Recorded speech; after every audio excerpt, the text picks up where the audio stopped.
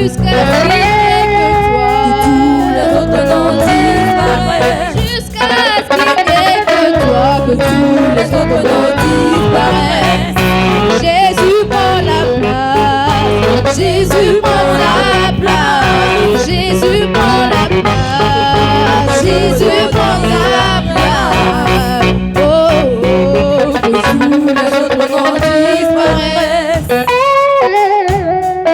Les autres noms disparaissent. Jusqu'à ce qu'il n'y ait que toi, que tous les autres noms disparaissent. Jusqu'à ce qu'il n'y ait que toi, que tous les autres noms disparaissent. Alléluia. Est-ce que nous pouvons acclamer très fort Jésus? Alléluia. Amen, amen. Amen, amen. Que le nom du Seigneur soit béni. Rapidement, tu vas prier pour confier ton cœur entre les mains du Seigneur. Tu vas dire, Saint-Esprit, viens ce matin m'enseigner, viens ce matin me conduire, viens ce matin me former. Que ton Saint-Esprit m'enseigne toutes choses. Au nom de Jésus, ensemble, élevons la voix ce matin.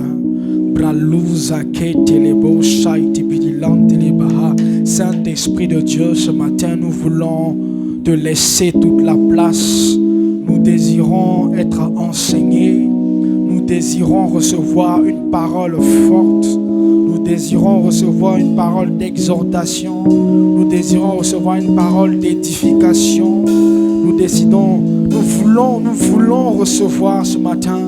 Nous voulons être formés. Nous disons que ton Saint-Esprit vienne nous enseigner. Seigneur, que ma personne soit effacée. Je ne suis qu'un canal, je ne suis rien. Je ne suis qu'un micro entre tes mains. Parle ce matin au cœur de ton peuple. Parle ce matin pour édifier quelqu'un. Parle ce matin pour former quelqu'un. Au nom de Jésus-Christ de Nazareth. Que quelqu'un dise Amen. Que quelqu'un dise Amen. Que quelqu'un dise Amen. Acclame très fort Jésus. Acclame très fort Jésus. Acclame très fort Jésus. Alléluia. Que le nom du Seigneur soit béni. Nous pouvons nous asseoir ce matin. Amen, amen. Alléluia. Amen. Que le nom du Seigneur soit béni ce matin. Je bénis notre Dieu pour ta présence. Lui qui a permis que tu sois là alors qu'il y a beaucoup d'absents. Amen, amen. Je crois que il faut encore taper sur les doigts. Amen, amen. Parce que beaucoup pensent que le culte est à 8h30. Alléluia. Et nous prions que le Saint-Esprit puisse réveiller l'esprit de tout un chacun. Amen. Bien-aimé, normalement, si tu as lu tes messages ce matin, tu sais de quoi je veux parler. Amen. Mais si tu n'as pas lu, ça sera totalement inconnu pour toi. Et c'est déplorable. Parce que à plusieurs reprises, je l'ai mentionné ici, lisez les messages qu'on vous envoie. Amen. Parce qu'un jour, il y aura une information à la fin du message. Tu n'auras pas lu. Tu vas venir ici et puis la salle sera vide. Nous, on est quelque part là-bas. Amen, amen. C'est vilain. C'est comme quand tu arrives en classe et puis il n'y a personne. Tu dis, aïe, qu'est-ce qui se passe? Tu appelles. On dit, non, le professeur de maths est malade. Il dit, il n'y a pas beaucoup de matin. Et puis toi, tu es là. Comme un idiot, comme une idiote. Amen, amen. Tu dis, mais pourquoi on ne m'a pas prévenu? On a mis ça sur le groupe WhatsApp de la classe. Tu ne vas jamais là-bas. Amen, amen. Donc c'est important. Amen. Et je suis un peu triste parce que je comprends que c'est le diable qui fait ça. Parce que ce message-là, j'aurais voulu que plusieurs l'entendent ce matin. Amen, amen. Et les personnes même que j'avais en esprit lorsque j'écrivais, ces personnes-là ne sont pas là. Amen, amen. Et c'est déplorable. Amen, amen. J'aimerais qu'on puisse prier pour cela. Amen. Nous allons prier pour que là où, tous les dimanches, le diable agit dans la vie des gens pour les maintenir à la maison, pour les empêcher d'entendre la parole de Dieu qui transforme, que ses œuvres soient vaincues. Amen, amen. Ensemble, élevons la voix et prions le Seigneur ce matin. Au nom de Jésus-Christ de Nazareth, je menace maintenant le dévoreur. celui qui dévore les destinées et qui empêche nos bien-aimés d'arriver à l'heure pour pouvoir entendre ces paroles qui leur seront bénéfiques et qui ainsi les condamnent à répéter inlassablement les mêmes erreurs. Au nom de Jésus-Christ de Nazareth, je prie pour détruire cela dans leur vie. Je prie pour arrêter ce cycle dans leur vie au nom de Jésus-Christ de Nazareth. Et que désormais, chacun tous les dimanches matin puisse trouver de l'engouement pour venir dans la présence du Seigneur, car c'est dans cette présence-là qu'on est réellement transformé, qu'on est réellement béni. Au nom de Jésus-Christ de Nazareth. Merci Saint-Esprit. Amen. Amen, amen. Que le nom du Seigneur soit béni. Alors comme je disais, tu as déjà reçu le thème et ce matin nous allons voir le découragement. Amen, amen. Le découragement, cette tumeur à vaincre d'urgence. Amen. Et vous savez, pour être... Moi-même, je suis concerné par le message. Amen, amen. Parce que moi-même, je ne savais pas que j'étais découragé. Amen. Vous savez, le découragement, on avait déjà vu, qui s'en souvient, on a vu la culpabilité, la honte et la peur. Qui s'en souvient? Voilà, on a vu ces trois sentiments que le diable utilise pour tuer les chrétiens. Amen. Mais le découragement, c'est leur grand-père. Amen. La culpabilité, la honte, la peur, c'est rien devant le découragement. Amen. Parce que lorsque quelqu'un est découragé, sa vie s'arrête. C'est comme si dans le spirituel, sa destinée était en pause. Il n'évolue plus. Et le pire, c'est qu'il ne le sait même pas. Amen, amen. J'ai compris qu'on peut être découragé et même pas le savoir. C'est-à-dire, toi-même, tu vois que ta vie est bloquée, mais tu ne sais pas que c'est peut-être découragé que ta vie est bloquée. Amen, amen. C'est pourquoi ce qui est venu dans mon cœur, c'est ce thème-là, cette tumeur. Parce que c'est comme une tumeur. Vous savez, une tumeur, quand ça y est en toi, à part si, peut-être un jour tu as fait un malaise, on t'a fait un examen, on ne cherchait pas la tumeur, et puis on a vu, tu es mort. Parce qu'au moment où les signes vont se manifester là, tu es déjà à la fin en fait. Ce n'est pas comme cancer. Voyez non, le cancer ça se manifeste très tôt, on commence à voir que il y a des choses qui sont bizarres et tout, on te prend en charge. Mais tumeur, quand on dit qu'il y a une tumeur maligne, elle reste cachée jusqu'à la fin. Quand ça se déclenche là, il te reste 2 jours seulement et puis c'est terminé. Amen, amen. C'est très, très dangereux et c'est comme ça que le découragement se manifeste. Et ce matin, on va voir comment ça se manifeste et surtout comment vaincre ça. Amen, amen. Parce que c'est ça notre principal objectif. Alléluia. Tu vas prendre avec moi Néhémie 4, versets 10 à 11 et tu vas garder le passage. Amen, amen. Avant de le lire, nous allons voir ce que le dictionnaire, amen, nous dit du découragement. Alléluia. Amen. Déjà, si je demande à quelqu'un, le découragement, c'est quoi pour vous? Rapidement, quelqu'un. Le découragement, c'est quoi? Oui. Du coup, la déception crée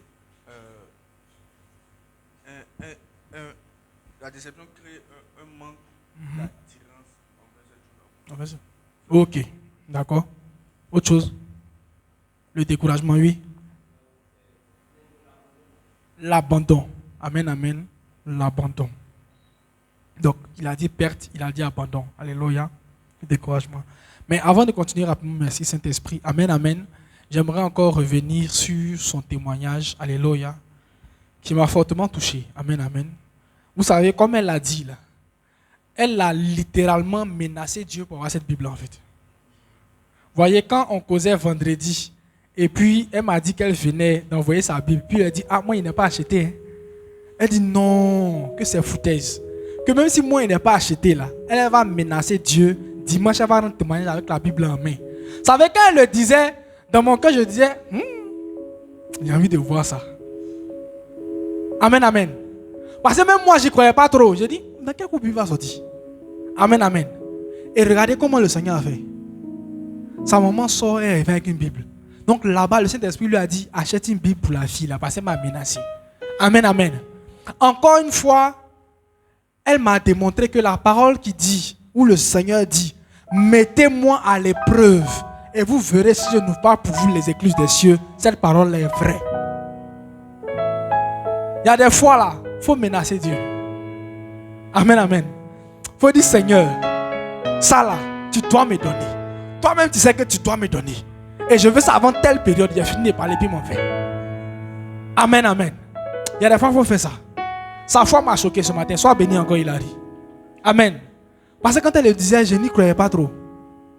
Elle a dit, elle venait rendre témoignage, elle vit dans ma main. Et elle est venue avec la Bible dans sa main. Amen, amen. Que le nom du Seigneur soit béni.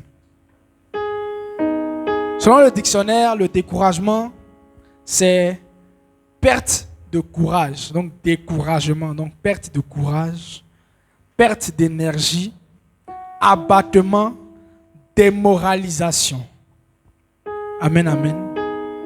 Perte de courage, perte d'énergie, abattement, démoralisation. Donc quelqu'un qui est découragé, c'est quelqu'un qui n'a plus le courage. Amen, amen. Le courage, qu'est-ce que c'est? Oui. Non, c'est faux. Est-ce que beaucoup pensent? Donc ils pensent que les courageux n'ont pas peur. Oui. Le courage, c'est braver la peur. Amen, amen. Oui. Avoir l'audace. Amen, amen. En réalité, il n'y a pas d'être humain qui n'a pas peur. Peut-être le seul être humain que je connais qui n'a pas peur, c'était Goliath. Mais il est resté dedans. Amen, amen. Il n'y a pas d'être humain qui n'a pas de peur. Parce que je vous assure que même David, au moment où il a fini de dire, j'ai combattu le lion, j'ai combattu l'ours, donc il y a le vaincre là. Je suis sûr que dans son cœur, il partait dire, Seigneur, c'est mon visage qui est là-haut. Tu vois sa taille. Amen, amen. Mais comme je sais que tu es au-dessus là, tu vas tuer. Alléluia. Donc le courage, ce n'est pas ne pas avoir de peur. C'est être capable de braver sa peur. Amen. C'est que le courage, c'est un enfant de 7 ans qui a peur du noir. On lui dit, va chercher quelque chose dans la chambre.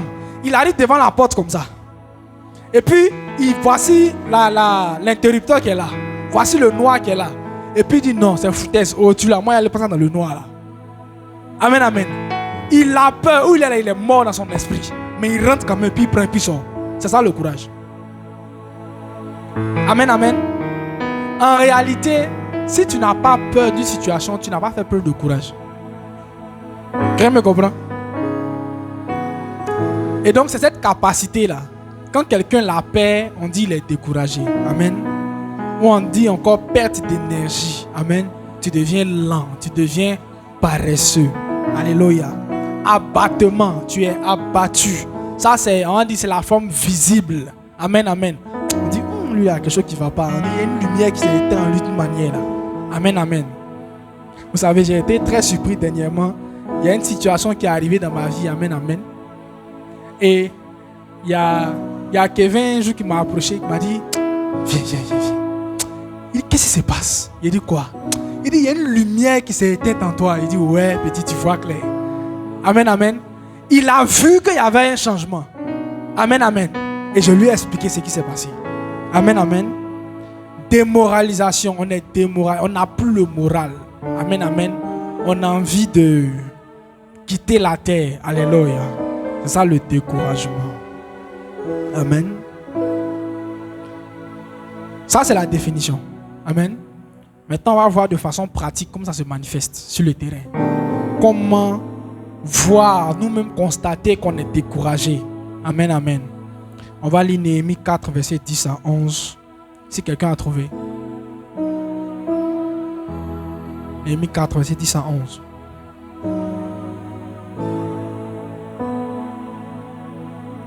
Néhémie 4, verset 10 à 11. Oui. Je lis la parole du Seigneur. Alléluia. Cependant, Judas disait, les forces manquent à ceux qui portent les fardeaux. Les forces manquent à ceux qui portent les fardeaux.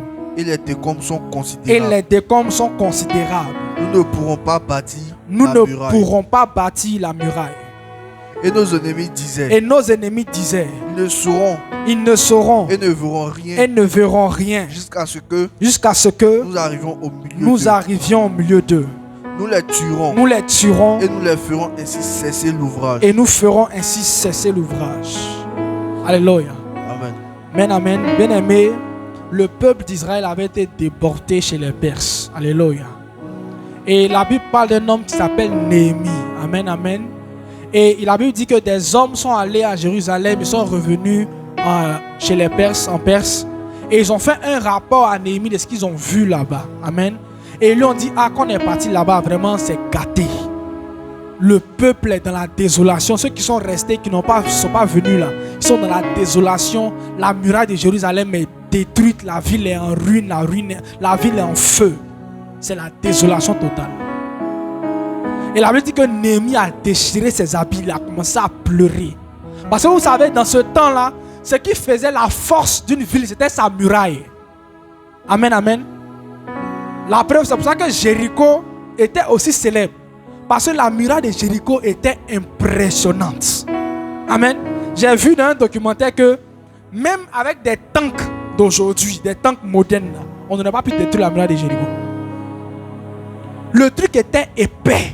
C'est-à-dire que limite là, sur la muraille là, au-dessus, on pouvait mettre autoroute, tellement c'était épais. Mais ça là, la Bible dit quoi? Le peuple d'Israël, ils ont poussé les cris de joie, ça s'est tombé. Acclame très fort Jésus. La muraille était tellement épaisse qu'on aurait pu mettre une autoroute au-dessus. Ça c'est quoi ça? Donc c'est certain que quand le peuple d'Israël était au dehors là-bas, là, les gars de Jéricho étaient là, ils disent, ah, ici là ils font quoi? Et ils pensent qu'ils peuvent travailler ça là quoi. Ok, on vous attend. Mais ils ne savaient pas qu'ils avaient quelqu'un d'autre. Alléluia. Amen. Et donc, Néhémie apprend que cette muraille de Jérusalem là a été complètement détruite. Et en feu quasiment. Et il est dans la désolation. Et la Bible dit que 15 ans en arrière, il avait demandé la permission au roi d'aller rebâtir Jérusalem. Le roi a dit non, tu ne vas pas quelque part. Amen. Et la Bible dit qu'à cette deuxième fois là, il est parti encore de la présence du roi. Et il a dit, le roi, vraiment, je te respecte.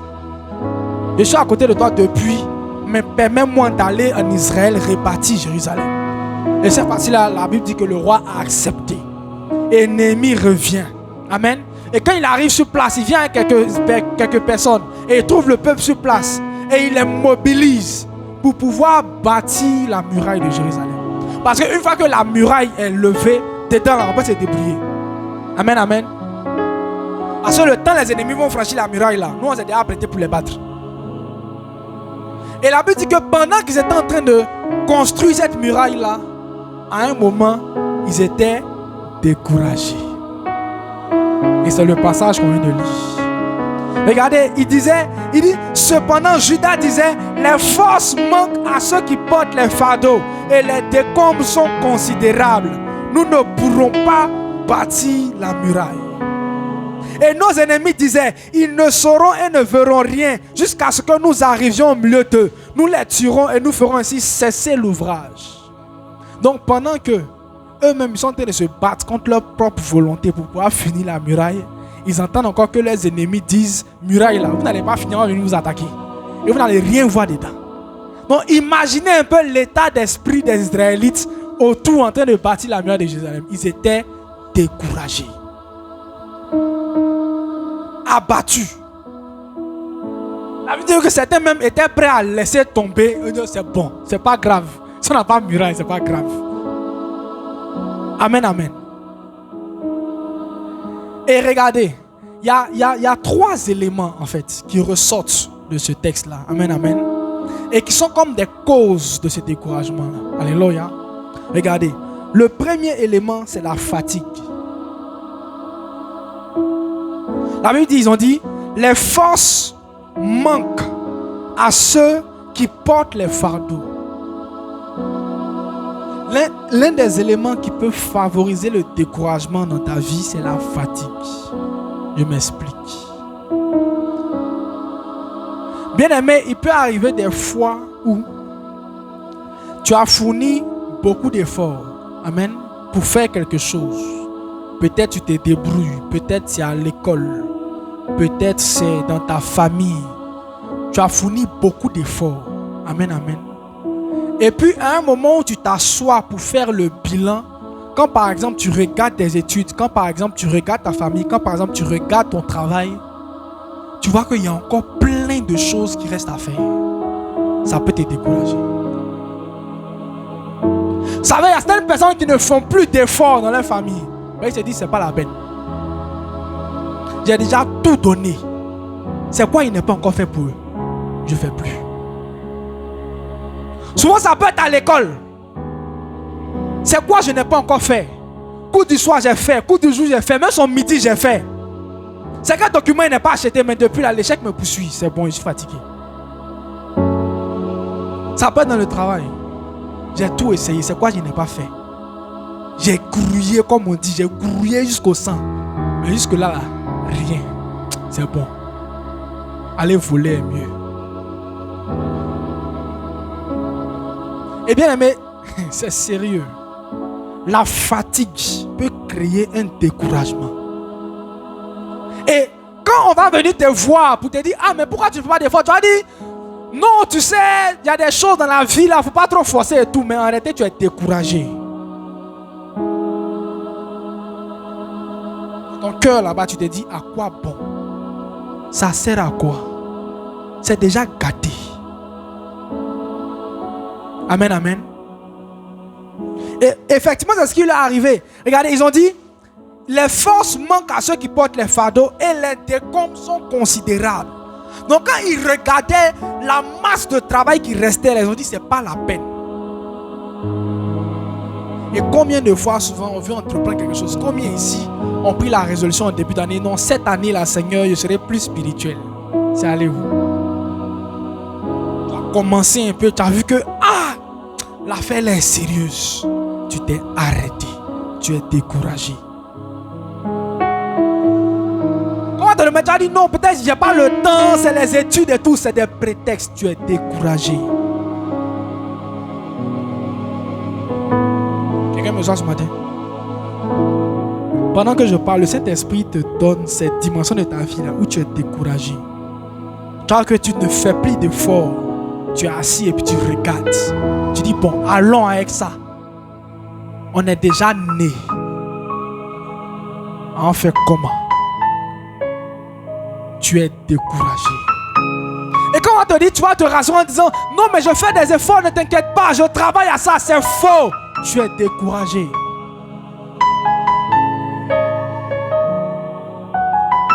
Tu as laissé tomber. Regarde, à un moment tu te disais, non mais peut-être que Dieu va changer le cœur de ma maman, peut-être que Dieu va changer le cœur de ton papa, mais depuis là tu pries, tu vois rien. Tu as arrêté de prier. Tu es découragé.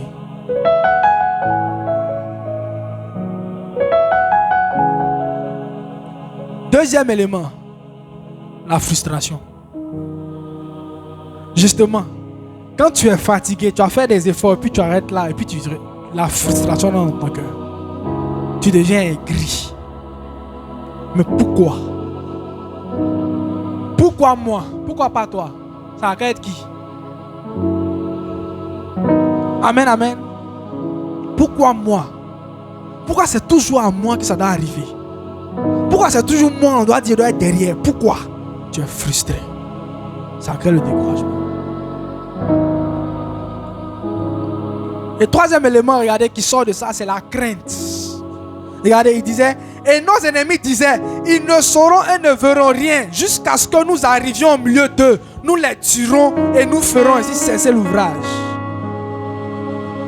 Donc, c'est-à-dire qu'eux-mêmes là, non seulement ils sont déjà découragés parce que ça n'avance pas le travail, mais en plus leurs ennemis disent, on les tuent comme mes dessus. Donc ils ont peur. Pendant la nuit là, pendant que nous on était cassé briques, un coup de temps, flèche dans ton dos, tu es mort. Ils avaient peur. Ils étaient découragés. Certains voulaient fuir le travail. Et combien aujourd'hui, à cause de la peur, tu as envie dans ton cœur de réessayer encore une fois, mais tu as peur. Tu te dis, si je retente encore,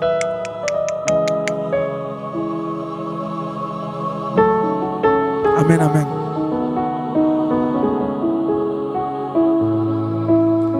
Deuxième élément.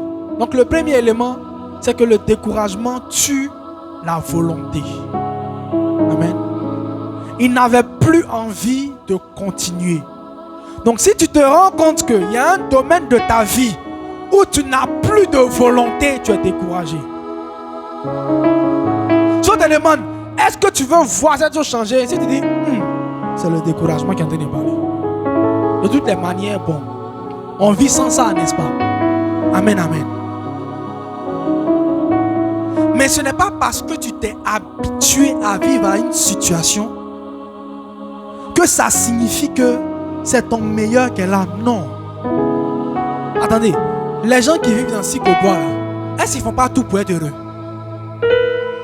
Mais si on leur donne du plaisir, ils ne vont pas prendre.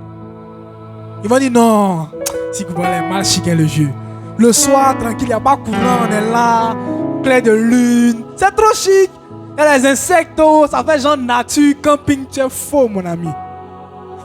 Si on t'a donné du plan dans les voitures, tu t'as sonné sur ton bras.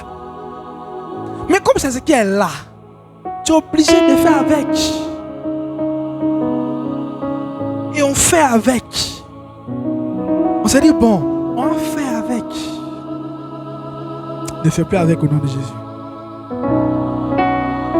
Deuxième verset, Acte 12, verset 6. Acte 12, verset 6. La Bible dit, la nuit qui précéda le jour où Hérode allait le faire comparaître, Pierre, lié de 2 chaînes, dormait entre 2 soldats et des sentinelles devant la porte gardaient la prison. Le jour où il a lu le verset, il était choqué. Il dit, ah donc je père, toi tu étais prêt à repartir au paradis comme ça quoi.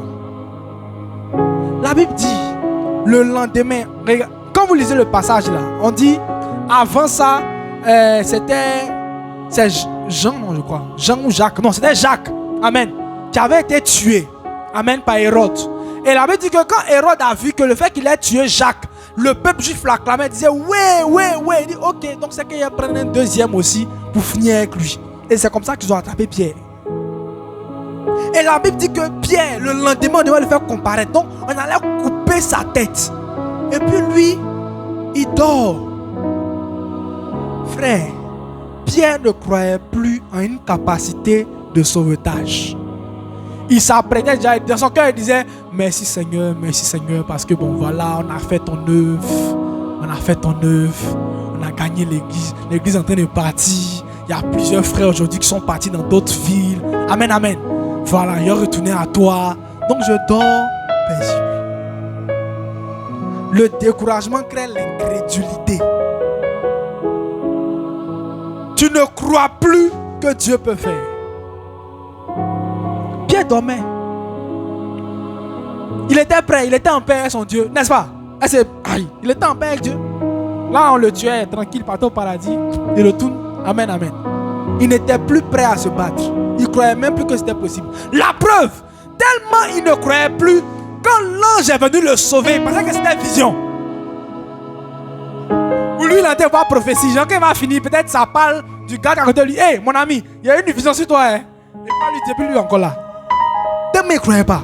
C'est quand il est sorti. Et puis il se rend compte que, attends, je suis sorti. Ouais, Dieu, tu es fort. Il ne croyait pas que c'était possible. Parce qu'il était découragé. Qui me comprend? Si là tu le réveilles pour dire, mais Pierre, c'est comment? Tu n'espères plus? Il va dire non, toi aussi, j'espère en mon Dieu. Amen, amen. Mon Dieu est avec moi tout le temps. Amen, amen. Et il le savait que Dieu était avec lui. Pourtant, il ne se battait plus. Quelqu'un voit où je vais ce matin? Et c'est comme ça qu'on en arrive à croire en Dieu, mais on n'a plus la foi. Beaucoup ici, ils savent que Dieu est avec eux au quotidien. Ils peuvent témoigner de ça. Ils savent que Dieu est là. Toujours ils parlent de lui, Dieu. Mais eux, leur Dieu là, il est à côté, il n'est pas dans leur vie. Ils savent que Dieu est avec eux, mais ils ne le croient plus capable d'agir dans leur vie, de changer les choses. Non, Dieu est là, dans la grâce de Dieu. La grâce nous accompagne. Mais la grâce là fait quoi dans ta vie? Amen, amen. Et c'est quand on arrive à ce stade-là, on n'est pas loin de rétrograder. Parce que quelqu'un qui a rétrogradé, on dit quoi? On dit qu'il a perdu la foi. Vous savez, un chrétien qui a rétrogradé ne peut jamais dire que Dieu n'existe pas. Il sait que Dieu existe. Mais dans son cœur, il dit, là, à faire d'église, là, ça ne va pas m'envoyer quelque part. La preuve, quand tu tombes sur un chrétien qui a rétrogradé pour l'évangéliser, c'est très dur. Pourquoi? Parce qu'il va te dire, mon frère, c'est quoi tu vas me dire que je ne sais pas? Nous, on a tout fait. On a chassé des démons. On a évangélisé. On a prié, malade est tombé, il a été guéri. Frère, c'est pas aller quelque part. Amen, amen. Il ne croit plus que Dieu peut faire. Il est passé par des moments durs. Il n'a pas vu la main de Dieu. Il dit non. C'est foutaise. Il a rétrogradé. Et plusieurs comme ça. On dit le stade, le pire stade, c'est quitter l'église. Mais il y a plein qui sont à l'église et puis ils ont rétrogradé. Le culte du dimanche est devenu un rendez-vous comme les autres.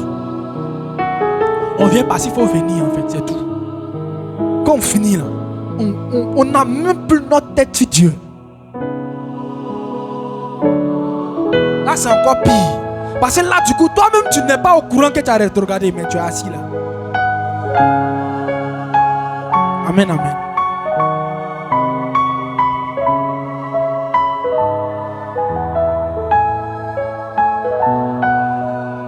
Et je vous disais que le découragement, c'est le grand frère de la culpabilité, la honte et la peur. C'est le grand frère. Amen, amen. Et vous allez voir que généralement, le découragement découle de soit la culpabilité, soit la honte, soit la peur. Amen, amen. Regardez.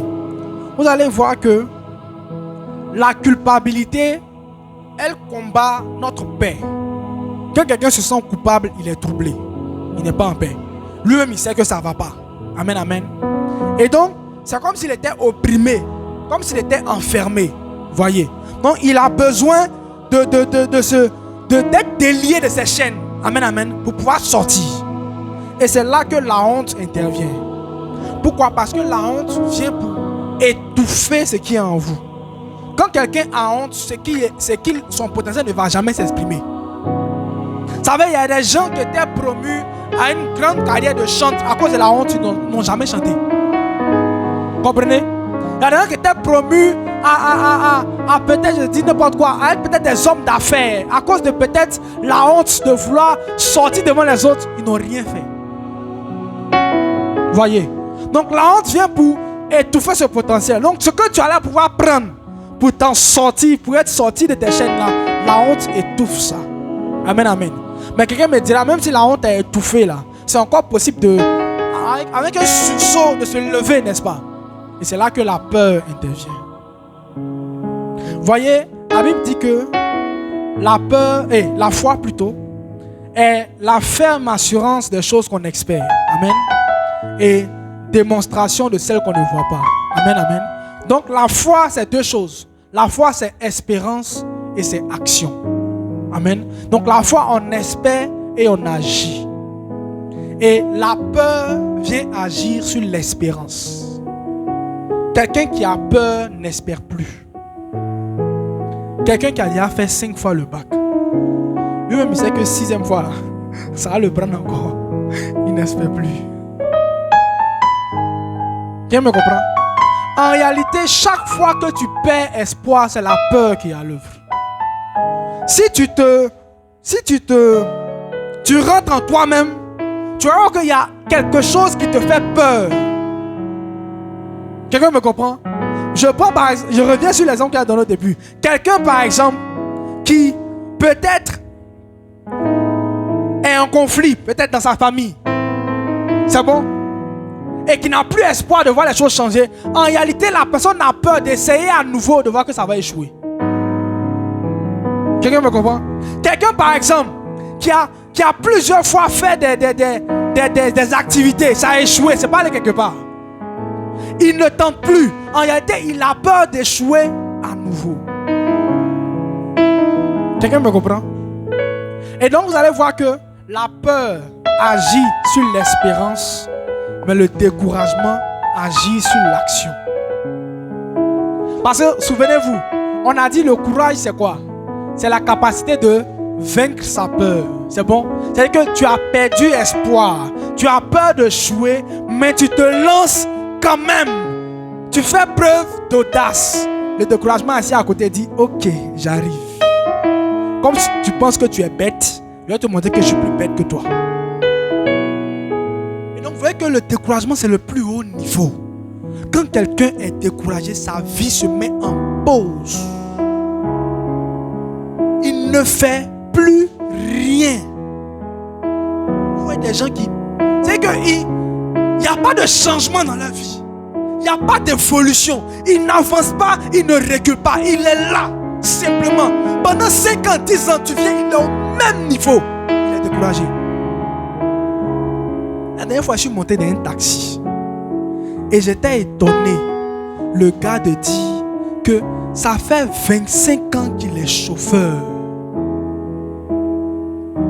Il dit le vieux. Et puis tu es fier. 25 ans là, tu n'as pas pu avoir assez d'argent pour acheter ton propre véhicule et puis mettre quelqu'un dedans. Tu roules encore pour les gens. Quelqu'un me comprend? Est-ce que vous voyez ce que le découragement peut créer dans la vie de quelqu'un? Tu n'avances plus. C'est que tu te contentes de ton petit qui est là, qui marche là. Ta petite zone de confort, au moins j'ai ça. Frère, sortons de cette mentalité là, au nom de Jésus.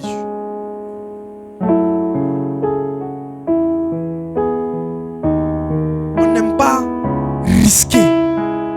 On s'est dit, j'ai déjà essayé 1 fois, 2 fois, 3 fois. Je n'ai rien vu. Pourquoi essayer une 4e fois encore?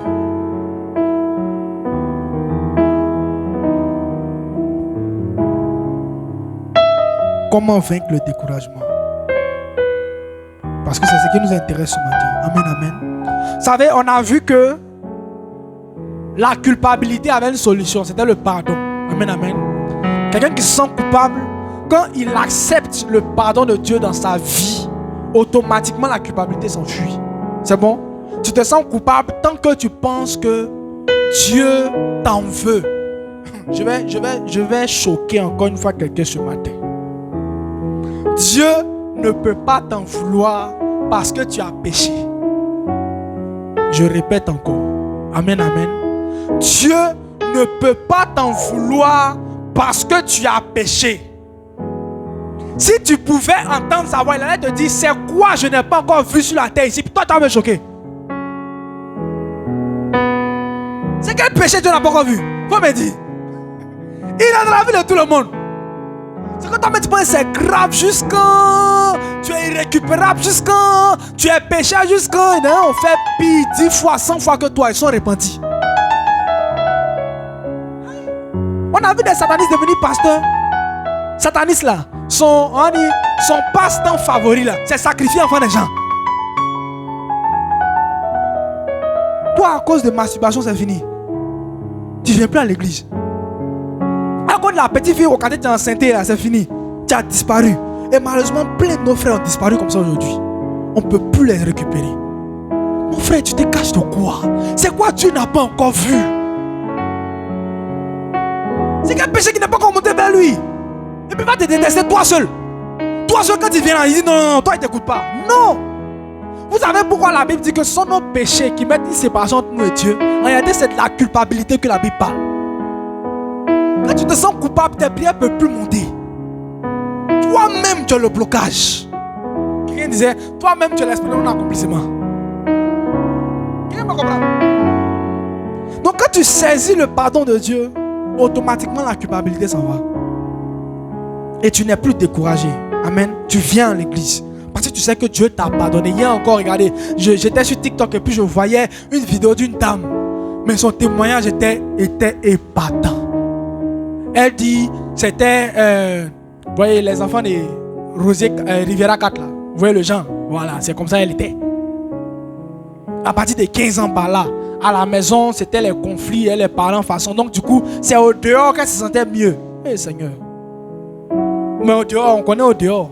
Au dehors, c'est impudicité, au dehors, c'est drogue, au dehors, c'est alcool. Elle dit c'est quoi? C'est quel péché elle n'a pas encore fait? Elle a tout commis. Drogue, avortement, quoi. Elle a tout fait. Lesbianisme, tout. Elle a tout fait.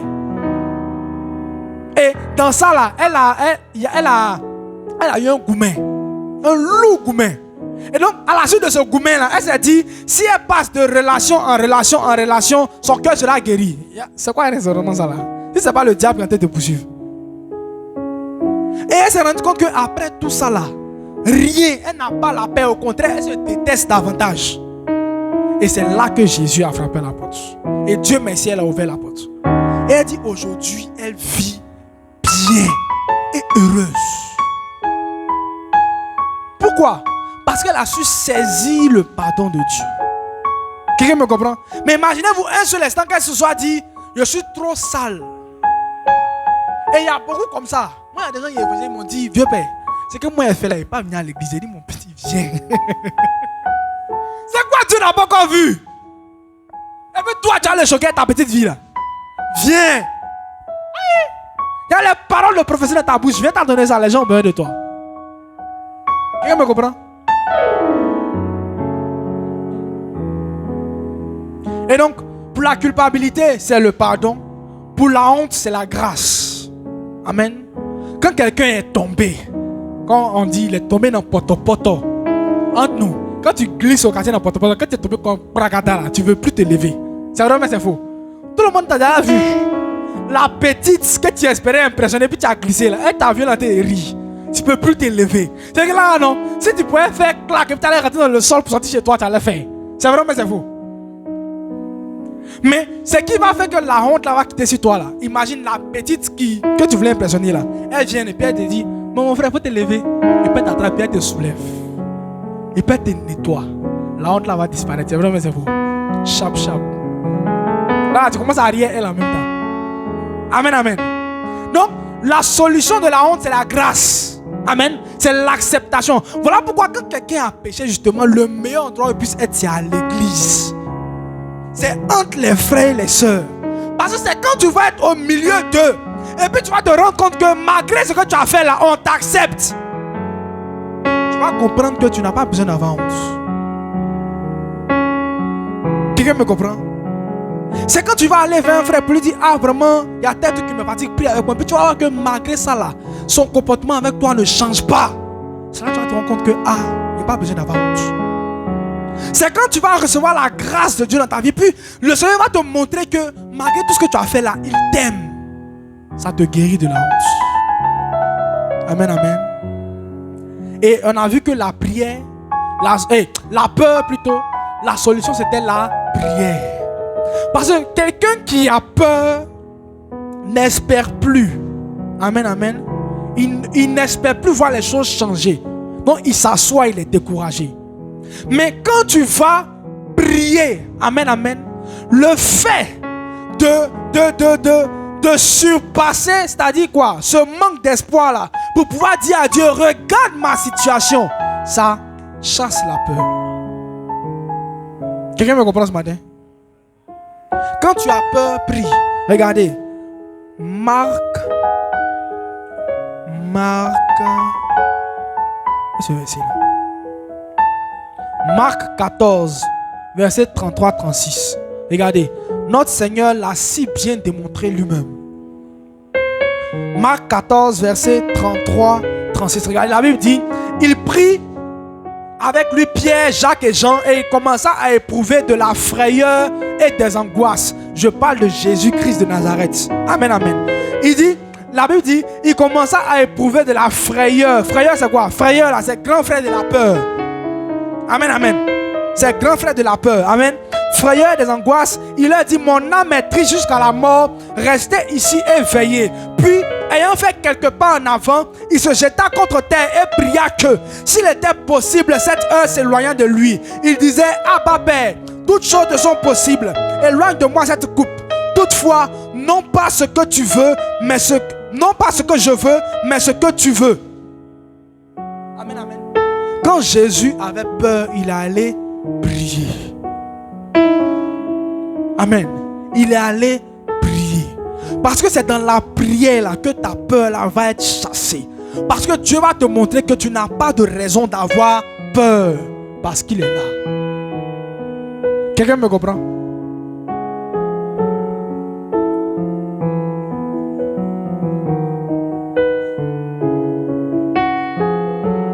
Donc de la même manière, le découragement aussi a une solution. Amen, amen. Mais on va voir quelques petits éléments d'abord avant de voir la solution même du découragement. La solution universelle. Amen, amen. Donc comme j'ai dit, le découragement et la peur sont liés. Amen. Parce que là où la peur s'attaque à l'espérance, le découragement vient pour attaquer l'action, vient pour attaquer la volonté. Donc même si tu as peur et que tu voulais prendre le courage pour aller contre ta peur, le découragement est là pour t'attendre. Voyez? Et donc, certains éléments nous permettent de vaincre ce découragement-là. Alléluia. Amen, amen. Un élément, c'est connaître les promesses de Dieu et se souvenir de ce qu'il a déjà fait. Amen. Vous savez, en règle générale, tu as peur quand tu ne connais pas demain. Voyez. Voilà pourquoi je disais que c'est un drame pour tout chrétien de ne pas connaître sa destinée. Si tu es ici et que tu ne connais pas ta destinée, va dire à Dieu cette semaine, il va te révéler où il veut t'envoyer. Pourquoi? Parce que c'est quand tu vas savoir où tu veux aller, que sur le chemin, quand il y aura des obstacles, tu vas te dire, ce n'est pas grave, je sais que je vais arriver là-bas. Quelqu'un me comprend? Mais regardez, quelqu'un qui a fait bac 5 fois, amen, amen, et puis il a échoué. S'il sait que sa destinée c'est de devenir docteur, est-ce qu'il va avoir peur de refaire bac là encore? Non. J'ai dit, mais si c'est 10, il est fait. Parce que c'est qu'une fois seulement ça a marché. Parce que tu vas devenir docteur. Est-ce que tu peux être docteur avec BBC? Tu peux être docteur avec CP? Non. T'as soigné qui? Moi. C'est pas moi. Amen, amen. Donc, il sait que forcer le bac là, il va l'avoir. Quelqu'un me comprend? Donc, le fait de connaître les promesses de Dieu pour toi, ça va t'aider en fait à pouvoir vaincre le découragement. Quelqu'un me comprend? Mais aussi le fait de se rappeler de ce que Dieu a fait. Amen. Regardez, lorsque David était sur le champ de bataille, il a dit, le Dieu qui a combattu, qui m'a aidé à combattre le lion et l'ours, il m'aiderait également à combattre ce Philistin. Voyez? Il se basait sur ce que Dieu a déjà fait dans sa vie pour savoir que Dieu allait faire encore. Donc même si là, on lui disait, ah petit, il va te tuer. Et tu vas s'attaquer. Il va te tuer. C'est tellement David avait peur. C'est tellement il a failli même se décourager. Mais il s'est souvenu que Dieu a toujours été avec lui. Et donc Dieu sera encore avec lui. Amen, amen. Et c'est justement là, on va dire, l'un des points. Amen. C'est justement là l'un des points. C'est que la solution miracle du découragement, c'est la présence de Dieu. Pourquoi? Regardez. La Bible dit en Philippiens 2, verset 13. Ouvrez bien vos oreilles pour écouter. La Bible dit, car c'est Dieu qui produit en vous le vouloir et le faire selon son bon plaisir. Quel est le nom qui est dérivé du verbe vouloir? Oui, volonté. Et j'ai dit le découragement attaque quoi? La volonté. Donc, quand quelqu'un est découragé, c'est en allant dans la présence de Dieu que Dieu va lui dire, mon fils, tu vas y arriver, et essaie encore. Quelqu'un me comprend? Parce que c'est Dieu qui crée la volonté dans le cœur de quelqu'un. Amen, amen. Et la Bible dit selon son bon plaisir. Donc c'est dans la présence de Dieu là que tu vas vaincre le découragement. Et voilà pourquoi justement, regarde, tout à l'heure le Saint-Esprit te montrait les dimensions de ta vie où tu es découragé. Tu vas te rendre compte que tu ne pries plus pour ces sujets là. C'est vrai mais c'est faux. Tu ne pries plus pour ces sujets là, il a dit.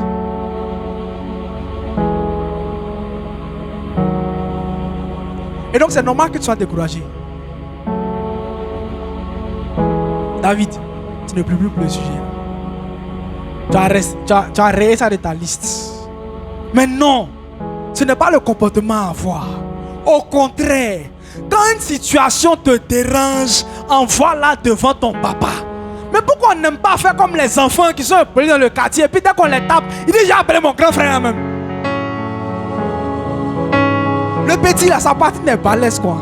Parce que c'est que son grand frère, il est comme reste pour Alex. Il a les biscottos. Il est bon. Donc dès que tu vas le toucher net, tu es mort. Tu es mort parce qu'il va aller gâter ton nom sur son grand frère. Quand ton grand frère arrive quoi là, tu es mort. Il va te prendre quoi? Merci pour les effets sonores. Amen, amen. Tu es mort. Mais c'est nous là. On a un grand frère qui est le plus bas au monde. Mais on a peur d'aller lui dire qu'il y a ça là qui me fatigue. Tu es persécuté en classe. Les gens te fatiguent en classe. Et puis tu es assis là, tu es découragé dans ton coin. Entends ton grand frère là. Mais prends le nom et tous. Mais tu n'as pas le nom de famille. Quand on fait appel là, tu n'as pas le nom de famille. Tu écris sur une feuille blanche. La nuit tu arrives, tu dis Seigneur, je suis là. Yao, tant. Tungara, tant. Zamblé, tant. Seigneur, agis dans la vie. Tu arrives, Zamblé est devenu gentil, tu comprends ce qui se passe. Tu dis, mais lui, il a quel problème? Zamblé t'accompagne, il me dit, hey, ça va, tu veux mon pain? Vous n'avez pas encore vu ça. Amen, amen. Regardez encore dernièrement. On a un projet, amen, amen, au niveau de notre entreprise, amen. Et le projet là, ils l'ont appelé random. Random, ça signifie quoi? Hasard, aléatoire. Dès qu'ils ont donné le nom du projet là, je leur ai dit les gars, changez le nom là, sinon on aura des problèmes. Vous allez faire le projet là, va aller dans tous les sens. Frère, ce qu'il a vu dans le projet là, il n'a jamais eu ça depuis qu'il est né. C'était le projet le plus difficile de toute ma carrière. Ça fatigue tout le monde. Je vous assure que jusqu'au jour d'aujourd'hui, non, dernièrement ça a cessé un peu. Il y a des gens qui allaient à la maison tous les jours à 5 heures à cause du projet là. Chaque matin quand tu te réveilles, c'est un nouveau problème. Il y a un nouveau problème. Des fois, des choses inimaginables se produisent. On dit, mais comment c'est possible? On dit, c'est random. Et je n'arrêtais pas de me plaindre par rapport à ça. Il dit, mais ce projet-là nous fatigue. Ce projet-là nous fatigue. Ce projet-là nous fatigue. Amen, amen. Et il y a quelqu'un qui m'a dit, au lieu de te plaindre là, tu sais que c'est le nom qui a le problème, non? Change le nom du projet. Il dit, mais c'est pas faux. Ou bien? Et donc, j'ai changé le nom du projet. Amen, amen. J'ai rebaptisé le projet Eden. Amen. Qui est fou? Et puis j'ai appelé une de mes collègues pour lui dire désormais là, le projet là, on appelle ça Eden. Elle dit oui, tu as raison. Elle a appelé notre collègue qui est chef sur le projet là aussi. Elle lui a dit nous le projet là, on appelle ça Eden. Elle dit vous avez raison. Entre les musulmans, elle dit vous avez raison. Désormais là, dans tous mes mails, dans tous mes documents, il a appelé le projet là Eden. Je vous assure, depuis qu'on a fait ça, on n'a plus de problème.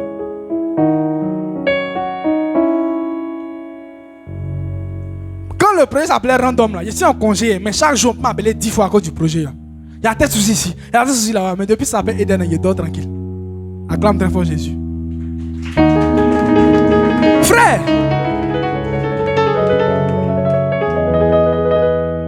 il y a un changement qui a été induit. Tout a changé. Amen, amen. C'est quand Dieu va te dire fais telle chose, tu vas le faire, ça va marcher. Mais si tu es assis, tu n'oses plus confier tes sujets au Seigneur, tu te dis à quoi bon? On a essayé, on n'est pas parti quelque part. Frère, tu vas rester là où tu es. Surtout sur la chose spirituelle.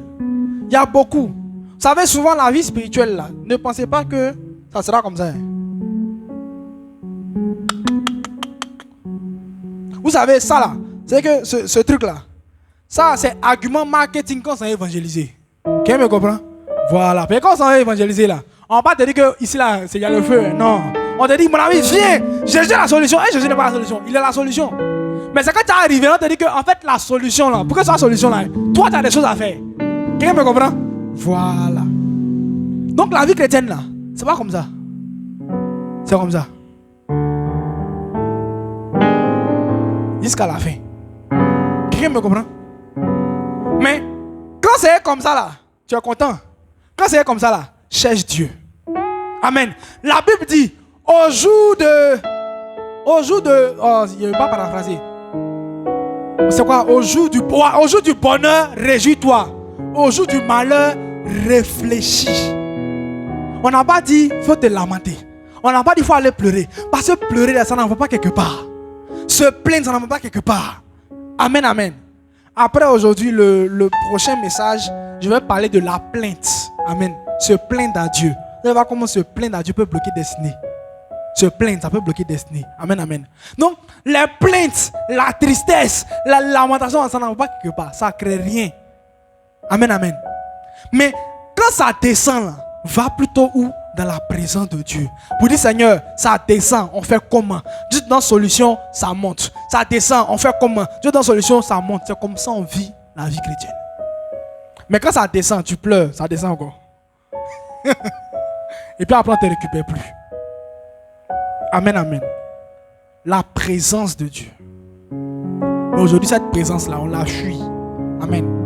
On n'a plus de vie de prière, on n'a plus de vie de méditation. On la fuit. Mais si tu fuis là où ton découragement va disparaître là, tu fais comment pour t'en sortir? Et certainement, il y a quelqu'un qui ce matin qui sait qu'il y a certains domaines de sa vie où il a laissé tomber, où il n'espère plus que les choses changent, il a abandonné. Il se dit que c'est comme ça, ça y est, c'est comme ça y est, allons et ça. Gabriel mort, est-ce qu'il peut mourir encore? Non. Moi, je te dis que Gabriel mort peut ressusciter au nom de Jésus. Amen, amen. Donc, va dans la présence de Dieu. Cherche-le. Il va te montrer comment on ressuscite Gabriel mort. Amen, amen. Quand on est assis par terre, on peut se lever. Amen, amen. On va se tenir debout.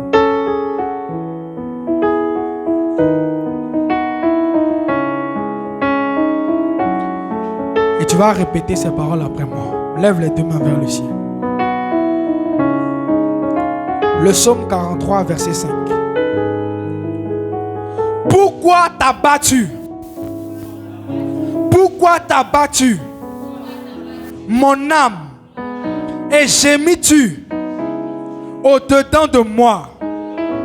Espère en Dieu, car je le louerai encore.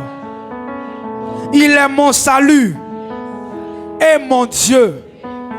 Pourquoi t'as battu mon âme et gémis-tu au-dedans de moi? Espère en Dieu, car je le louerai encore. Il est mon salut et mon Dieu. Il est mon salut et mon Dieu. Il est mon salut et mon Dieu. Parle à ton âme ce matin.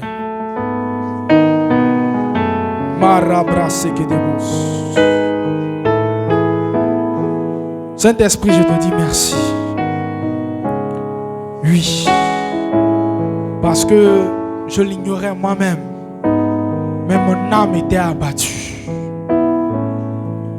Mais ce matin, oh mon âme, entends ma voix. Pourquoi gémis-tu au-dedans de moi? Espère en Dieu. Il est mon salut et mon Dieu. Regarde toujours à lui. Regarde toujours à lui. Regarde toujours à lui. Il est mon salut. Il est ma solution. Il est mon Dieu. Tu n'as plus le droit d'être abattu. Tu n'as plus le droit de gémir.